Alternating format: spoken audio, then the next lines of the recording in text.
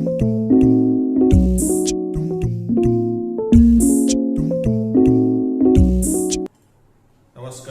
વિદ્યાર્થી મિત્રો, હવે આજે આપણે સ્વાધ્યાય 3.4 એનો પ્રશ્ન 2 એના છેલ્લા વિડિયોમાં 3 દાખલા જોયેલા છે. ચોથો અને પાંચમો બાકી છે, તો ચોથો દાખલો આપણે સમજાવીએ. તો ચોથા દાખલામાં તમે તમારી ચોપડીમાં રકમ જુઓ. મીના રૂપિયા 2000 ઉપાડવા બેંકમાં ગઈ હતી.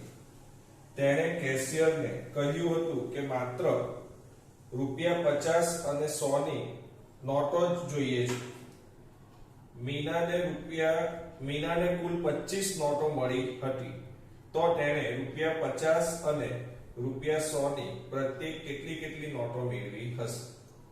હવે આપણે 50 ની કેટલી અને 100 ની કેટલી નોટ એને મળી તે શોધવાની છે. તો એના માટે પહેલા આપણે x ને y ધારી લઈએ. તો જે ચોથો દાખલો છે એની અંદર આપણે ધારો કે મીનાને 50 રૂપિયાની x નોટ અને 100 રૂપિયાની y નોટ મળી હશે. આ રીતના પહેલા લઈ લો. હવે કુલ કેટલી નોટ મળી છે મીનાને? તો કુલ 25 નોટ મળી છે. તો અહીંયા શરત પ્રમાણે પહેલું સમીકરણ થશે x + y = 25. કુલ મીનાને કેટલી નોટ મળી છે? 50 અને 100 ની 25 નોટ મળી છે. તો આ x + y = 25. હવે બીજું એમ કહે છે કે તેણે 50 કુલ કેટલા રૂપિયા ઉપાડવા ગઈ? એ રૂપિયા 2000 ઉપાડવા બેંકમાં ગઈ હતી. હવે 2000 રૂપિયા બેંકમાં ઉપાડવા ગઈ હતી, તો આ 50 રૂપિયાની એને x નોટ મળી અને 100 રૂપિયાની એને y નોટ મળી. તો એ કુલ નોટ એને 25 મળી છે. તો રૂપિયા કેટલા મળ્યા છે એને? તો રૂપિયા એને મળ્યા છે 2000 રૂપિયા. તો 50 રૂપિયાની x નોટ એટલે કેટલા રૂપિયા એ આપણે સમજવું પડે. તો સિમ્પલ વસ્તુ છે કે ધારો કે 50 રૂપિયા છે, એની એક નોટ હોય તો એ કેટલા રૂપિયા થાય? 50 રૂપિયા. 50 રૂપિયાની બે નોટ હોય એટલે 2 × 50 કરીએ તો એ કેટલા રૂપિયા થાય? 100 રૂપિયા થાય. હવે અહીંયા 50 રૂપિયાની x નોટ છે, તો આ બંનેનો ગુણાકાર કેટલો થાય? 50x. તો આટલા રૂપિયા થાય. બરાબર? એ રીતના 100 રૂપિયાની y નોટ, તો એ રૂપિયા કેટલા થવાના? 100y. આટલા રૂપિયા થાય. હવે જો એને બેંકમાંથી કુલ કેટલા રૂપિયા મળે છે? 2000 રૂપિયા મળે છે. તો આ 2000 રૂપિયા એટલે 50 ની x નોટ ના રૂપિયા અને 100 ની y નોટ ના રૂપિયા. એટલે એ સમીકરણ શું થવાનું? 50x રૂપિયા વત્તા 100y રૂપિયા. આ બંને રૂપિયા જે છે એ ટોટલ કેટલા થશે? 2000. તો આ સમીકરણ નંબર 2 થશે. તો તમને આ બંને સમીકરણ બનાવવામાં ખ્યાલ આવી ગયો હશે. બસ હવે આપણે લોભની રીતે ઉકેલ શોધવાનો છે. તો એ x છે ને એ 50x છે. 50x છે તો સમીકરણ 1 ને આપણે 50 વડે ગુણીએ.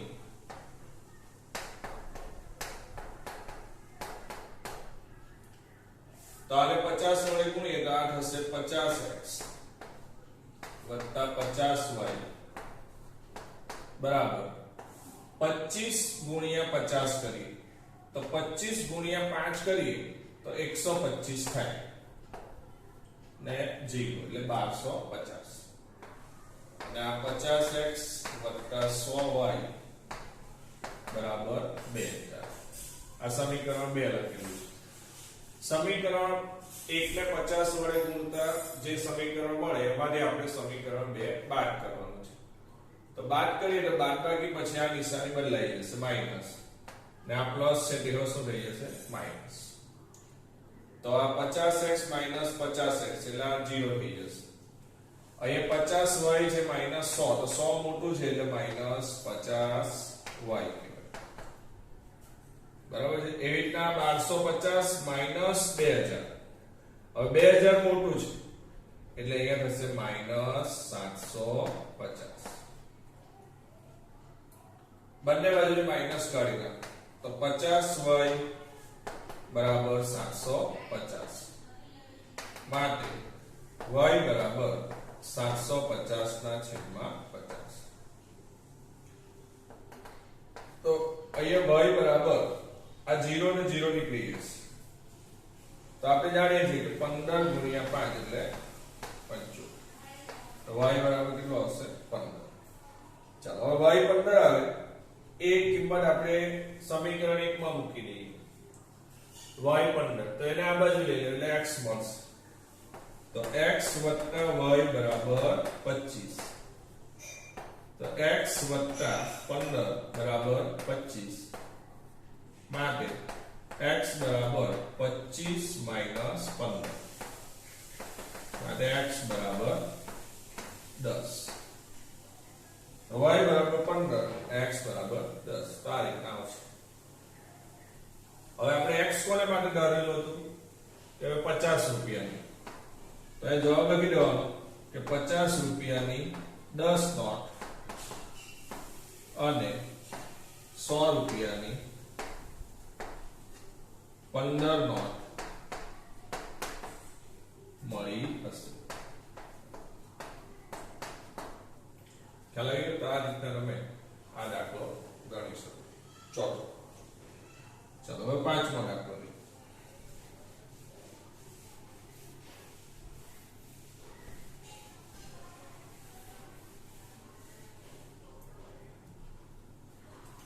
એક પ્રતિષ્ઠિત પુસ્તકાલય પ્રથમ 3 દિવસનું એક પુસ્તકનું નિશ્ચિત ભાડું લે છે અને પછીના પ્રત્યેક દિવસની અતિરિક્ત ભાડું લે છે.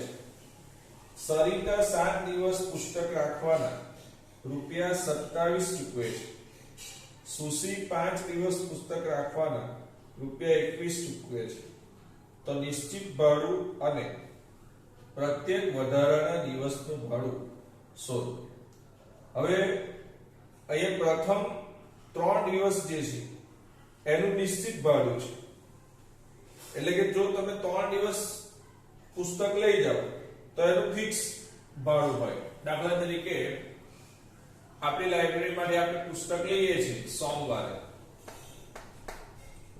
તો સોમ, મંગળ અને બુધ આ 3 દિવસ તમે રાખો ચોપડી, બુધવારે આપી દો તો ધારો કે ફિક્સ ભાડું છે કે ભાઈ 5 રૂપિયા.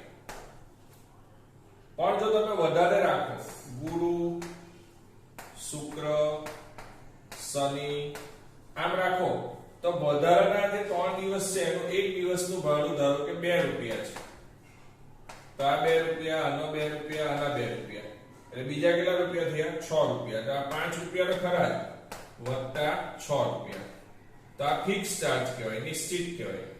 તો 3 દિવસનું નિશ્ચિત ભાડું કેટલું છે 5 રૂપિયા અને દરેક દિવસનું જે ભાડું છે એ કેટલા રૂપિયા છે 2 રૂપિયા. તો તમારે શનિવારે તમે ચોપડી આપવા જશો તો તમારે કેટલું ભાડું ચૂકવવું પડશે 11 રૂપિયા. તો તમને વાતમાં સમજ પડી ગઈ હશે. તો અહીંયા ફિક્સ ભાડું જે છે એ આપણે x રૂપિયા ધારવાનું છે અને દરરોજનું જે ભાડું છે એ તમારે y રૂપિયા ધારવાનું છે. બરાબર છે? ઓકે. તો અહીંયા આપણે કેટલા દિવસ થયા ગણો 1 2 3 4 5 6. તો 6 દિવસમાંથી 3 દિવસ બાદ કરી નાખવાના કારણ કે 3 દિવસનું ફિક્સ ભાડું છે x વત્તા બીજા કેટલા દિવસ થયા 3 એનું કેટલું ભાડું છે y. તો 3 દિવસનું કેટલું થવાનું 3y બરાબર કેટલા રૂપિયા તમે ચૂકવા 11. તો આવું સમીકરણ બનાવી શકાય. તો અહીંયા થોડું આ જે તમે સમજ્યા છો એનો ઉપયોગ કરીને જ આપણે સમીકરણ બનાવવાનું છે. તો ધારો કે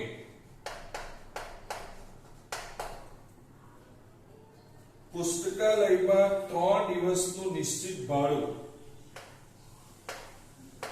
પ્રથમ 3 દિવસનું નિશ્ચિત ભાડું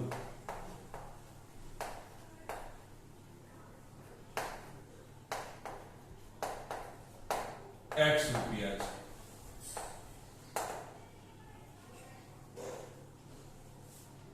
અને પછીના પ્રત્યેક દિવસનું ભાડું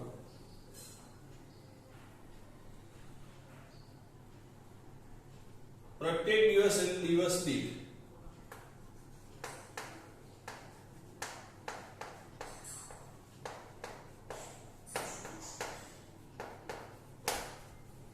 y રૂપિયા છે.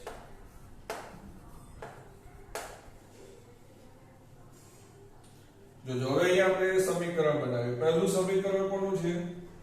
સરિતા. એ સરિતાનું તમને સમજાવજો એટલે તમને સુશ્રીનો ખ્યાલ આવી જશે. સરિતા 7 દિવસ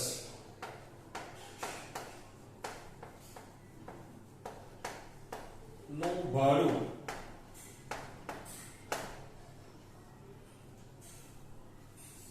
₹27 ચૂકવે છે.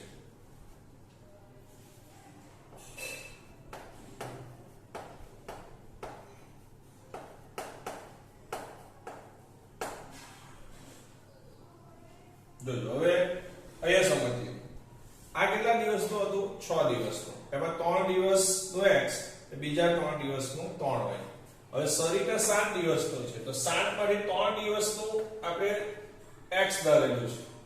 પછી 7 માંથી 3 દિવસ કાઢી નાખો તો કેટલા દિવસ રહ્યા? 4. તો એ 4 દિવસનું ભાડું જે છે એ દિવસ એક દિવસનું y છે તો 4 દિવસનું કેટલું થશે? 4y બરાબર 27. તો આ રીતના સમીકરણ 1 બનશે. બોલો ખ્યાલ આવ્યો? આ તમને 6 દિવસનું સમજાવેલું, આ 7 દિવસનું છે. તો 6 દિવસમાંથી 3 દિવસનું x ને બીજા 3 દિવસનું 3y. તો એ જ પ્રમાણે આ 7 દિવસનું થશે. ચાલો હવે બીજું કોનું છે? જો સુશીનું. સુશી 5 દિવસ પુસ્તક રાખે છે. તો 5 દિવસ પછી પહેલા 3 દિવસ તો કેટલું થાય? x. તો બાકી કેટલા રહ્યા? 5 માંથી 3 જાય તો 2. તો 2y. બીજા 2 દિવસનું 2y બરાબર 21. તો આ થશે સમીકરણ નંબર 2. તો આ સરિતાનું સમીકરણ થશે, આ સુશીનું સમીકરણ થશે. હવે આનો લોપની રીતે ઉકેલ આપણે શોધવાનો છે. તો x 4y બરાબર 27 અને x 2y બરાબર 21. અહીંયા x સરખા જ છે એટલે આપણે બાદબાકી કરી નાખીએ તો આ કેન્સલ થઈ જશે. 4y - 2y એટલે 2y બરાબર 27 - 21 એટલે 6. તો y બરાબર 6/2 તો y બરાબર 3. હવે y ની કિંમત 3 છે સમીકરણ 1 માં મૂકી.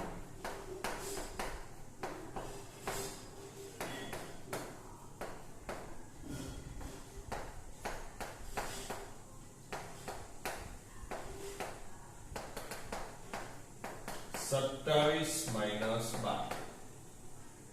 તો x બરાબર 15. તેનો અર્થ શું થયો કે 3 દિવસનું નિશ્ચિત ભાડું કેટલા રૂપિયા છે? 15 રૂપિયા. અને દરેક દિવસનું, ત્યાર પછી દરેક દિવસનું ભાડું કેટલા રૂપિયા છે? 3 રૂપિયા. તો 3 દિવસનું નિશ્ચિત ભાડું આપણે x ધારેલું છે. તો જવાબ આવશે 3 દિવસનું નિશ્ચિત ભાડું ₹15 થશે.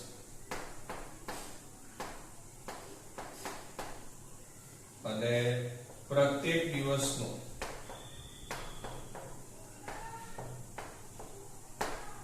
ભાડું ₹27 15 થશે. સોરી, રૂપિયા 3 થશે.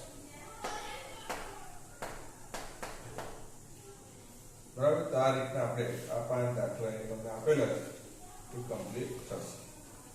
ચાલો હવે એની પછી આપણે ચોકડી ગુણાકારની રીત સમજવાની છે.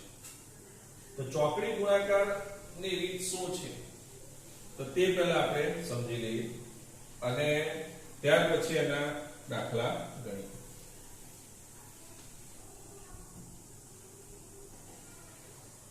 ચોકડી ગુણાકાર જે છે એને સમજવા માટે તમારે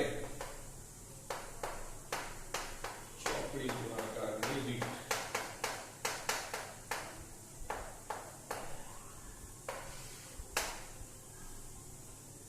પહેલા સમીકરણને પ્રમાણિત સ્વરૂપમાં મૂકવું પડે. પ્રમાણિત એટલે ax by c બરાબર 0 અને પ્રમાણિત સ્વરૂપ કહેવાય. તો બે સમીકરણો એટલે a1x b1y c1 અને a2x b2y c2 બરાબર 0. આ રીતના એને ગોઠવવા પડે અને ત્યાર પછી એ રીત તમારે આગળ એનો ઉપયોગ કરો. તો હવે આ જે છે એને એક ઉદાહરણ દ્વારા સમજીએ તમે આ રીતને તો તમને ખ્યાલ આવશે. તો અહીંયા એક સમીકરણનું ઉદાહરણ હું લેવા છું. આવું એક સમીકરણ છે 2x y 10 અને 3x 2y 17. ઓકે, આવું જ્યારે તમને આપેલું હોય ત્યારે તમારે એને પ્રમાણિત સ્વરૂપમાં ફેરવવાનું. પ્રમાણિત એટલે પહેલું x વાળું તો અહીંયા x વાળું છે, પછી y વાળું તો y, પછી અચળ પદને આ બાજુ લાવવું પડશે કારણ કે અચળ પદ આ બાજુ એટલે -10 બરાબર 0. એવી રીતના આ થશે 17 આ બાજુ એટલે -17 બરાબર 0. તો આ પ્રમાણિત સ્વરૂપ કહેવાય. ખ્યાલ આવ્યો? ઓકે, હવે તમારે આની અંદર જે a1 છે તે કેટલું છે 2, a2 3, b1 અહીંયા કઈ નથી એટલે 1 કહેવાય, b2 2, c1 -10 એટલે c2 -17.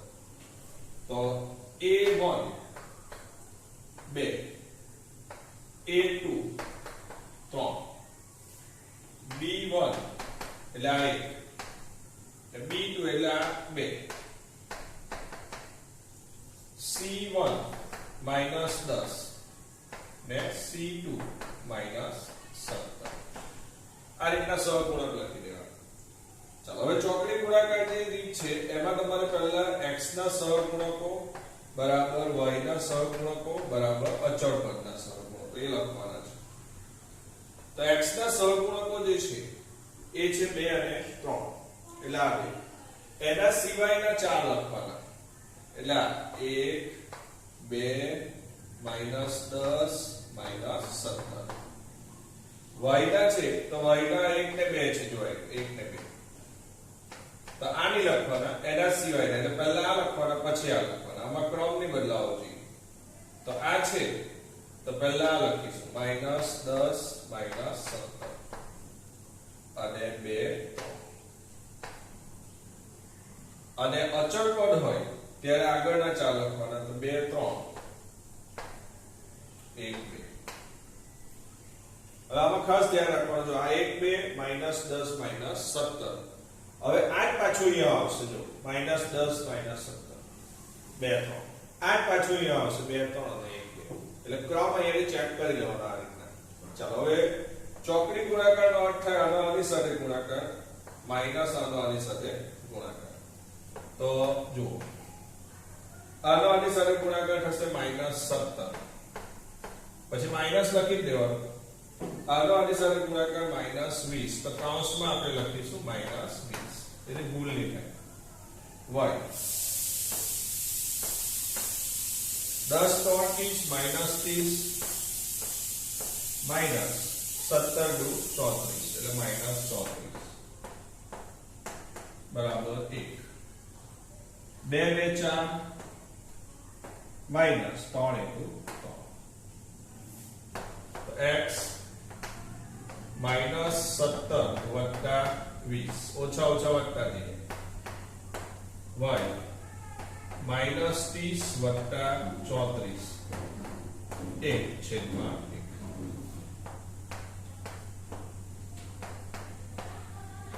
34 વાર 30 જાય તો 4 હવે એકના છેદમાં કઈ ના એટલે એક જ કહેવાય બરાબર છે હવે આ ત્રણે ત્રણ સરખા છે એનો અર્થ એમ કે આના બરાબર પણ આ કહેવાય ને આના બરાબર પણ આ કહેવાય તો x ના છેદમાં 3 બરાબર પણ 1 અને y ના છેદમાં 4 બરાબર પણ 1 તો આ 3 આ બાદ જશે 3 * 3 આ 4 આ બાદ જાય તો y બરાબર 4 તો x બરાબર 3 અને y બરાબર 4 તો આ રીતના તમારે ચોકડી ગુણાકારની રીતથી આ એક દાખલો ગણી શકાય આ ખાલી ઉદાહરણ તમને સમજાયું બરાબર અહીંયા કોઈ પણ જે